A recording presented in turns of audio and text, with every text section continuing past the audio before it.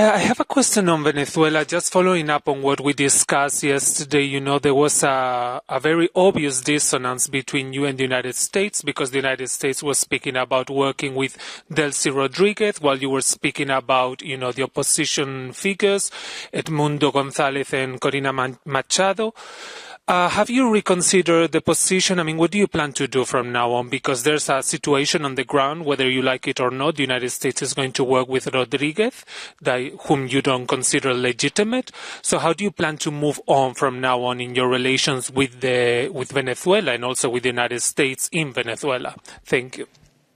Thank you, Jorge. So let's go back to the basis and the facts that we have seen. And as you have mentioned, Delcy Rodríguez has just been sworn as interim president of Venezuela. We do not have a specific comment on that. What we have reiterated, and I'm happy to recall it again, is that the authorities in Venezuela, they derive their mandate from an electoral process that failed to respect the will of the people for democratic change. So we have stressed out yesterday and also today that the future of Venezuela should be precisely shaped through an inclusive dialogue leading to a democratic transition, and hence include all those actors that are committed to democracy.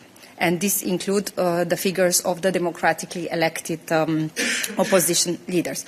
What we will do in this case is what we have done so far, even though we have not recognized the legitimacy of President Maduro, and the same for Delcy Rodríguez as such, but we will maintain targeted engagement throughout with the Venezuelan authorities to safeguard our own interest and uphold our own principles.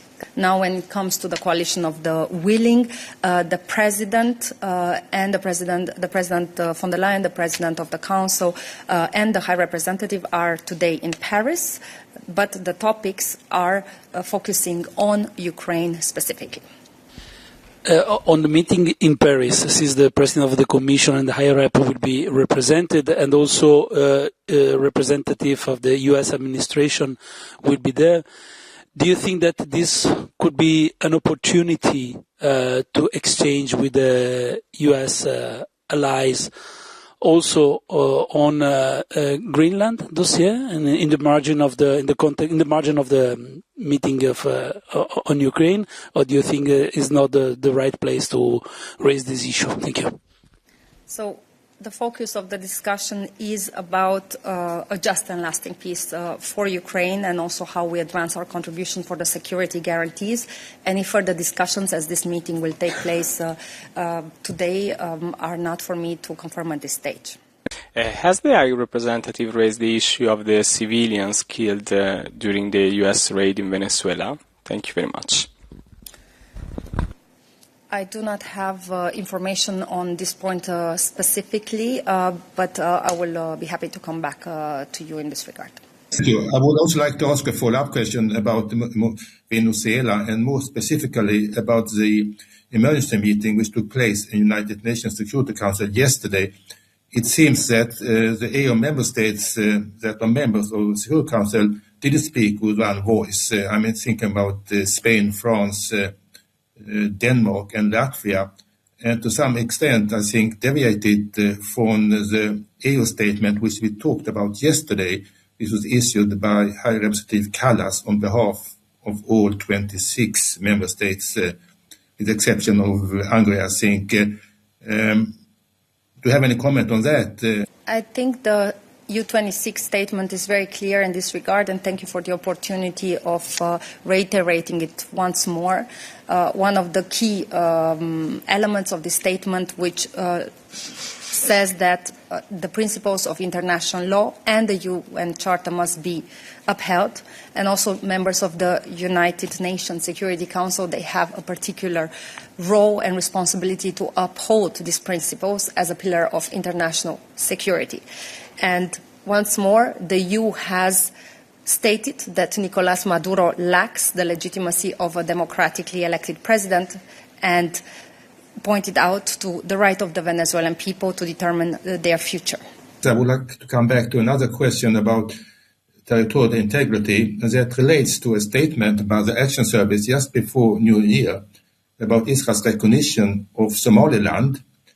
And according to the statement, Somalia's territorial integrity should be respected, and the recognition of Somaliland, which, as you know, broke away from Somalia in 1991 after a civil war, that could further unstabilize the situation in the region and around the Horn of Africa.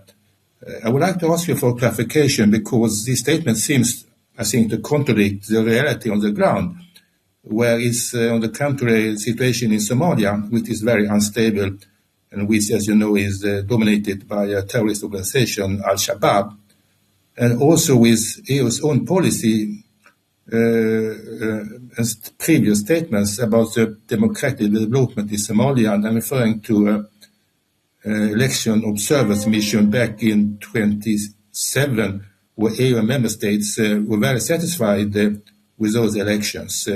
So how can you clarify this statement? First, there is no contradiction whatsoever, and for the sake of full clarity, let me here recall the statement that we have issued on the matter, and then happy to add some further elements to it to give you a comprehensive answer. We have, as EU, reaffirmed the importance of respecting the unity, sovereignty and territorial integrity of the Federal Republic of Somalia, pursuant to its constitution, the charters of the African Union and the United Nations. This is key for the peace and stability of the entire Horn of Africa region. We have also encouraged meaningful dialogue between Somaliland and the federal government of Somalia to resolve long-standing differences.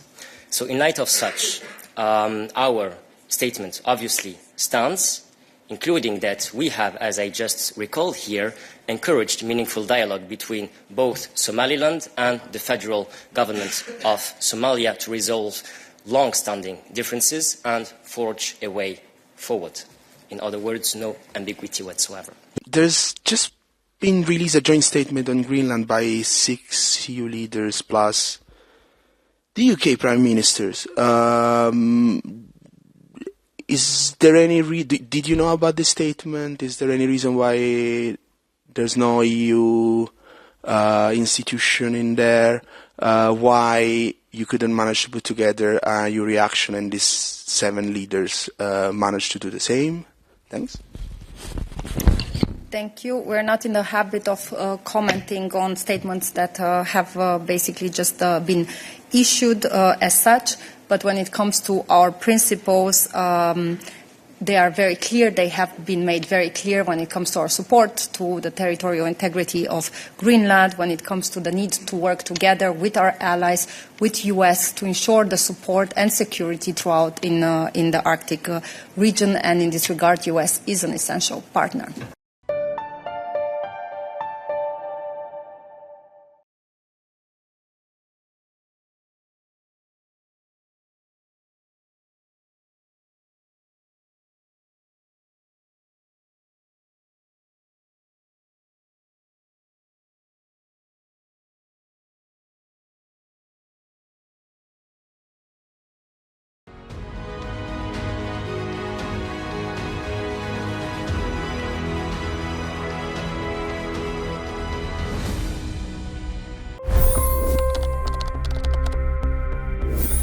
$25 crore गरीब गरीबी को परास्त करके बाहर निकले.